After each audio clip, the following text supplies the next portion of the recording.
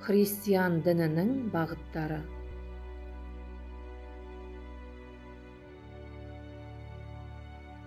Христиан дінінің негізгі бағыттары православие, католицизм, протестанттық болып табылады. Православие христиан шіркеуінің 1054 жылы католиктік және православтық болып бөлінуіне байланысты айқындалды. Бөлінудің себептері Рим папасын бүкіл христиандардың бірінші басшысы деп тануы. Сонымен қатар киелі рух, әке және бала құдайлар жайлы ұғымдарының қайшылығынан туындады. Православие бағытын Шығыс Европа мен Орталық Евразия елдері ұстанады. Табынушылардың саны 300 миллионға жуық адамдардың санын құрайды. Католицизм грекше жалпыға ортақ, ғаламдық деген мағынаны білдіреді.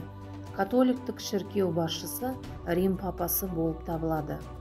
Сенім бойынша киелі рух Құдай әкеден, Құдай баладан. Бұл теңестіру филиокве және ұлдан деген терминдік атауға ие болды. Шығыс шіркеуінің христиандары филиокве ережесін дінбұзарлық іс деп қабылдады.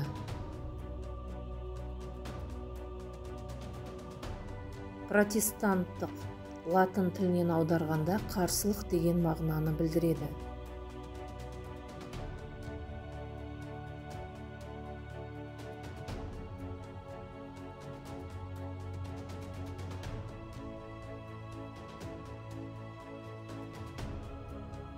Протестанттықта әсіресе киелі жазбаның тікелей және терең мағынасына назар аударылады.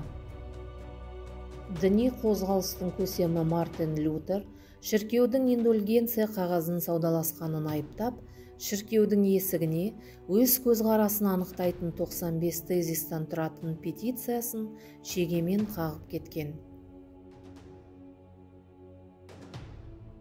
Христиан діні Христостың өмірі мен жаңа өсиет іліміне негізделген монотеистік дін болып табылады.